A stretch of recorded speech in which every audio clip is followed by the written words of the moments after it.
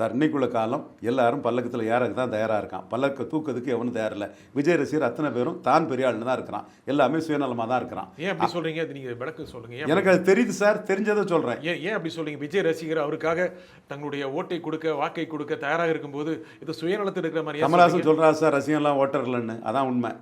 அது கமல்ஹாசனுக்கு. விஜய்க்கு அப்படி, விஜய்க்கு அதோட மோசம் சார்.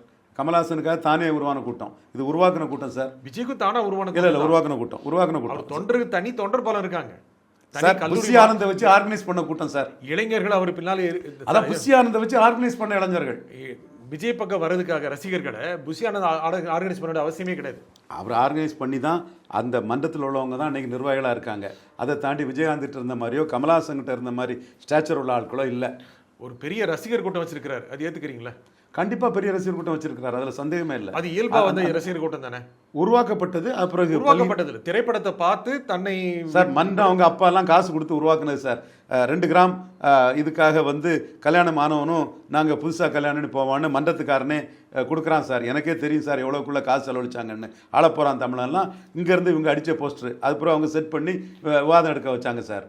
இதெல்லாம் எனக்கு தெரியும். நீங்கள் இந்த ஊடகத்தில் இருந்து இவ்வளோக்குள்ளே அப்பாவியா ஏமாளியாக இருக்கீங்களா சார்? உங்களை பிட்டி ஊற்றி சார்.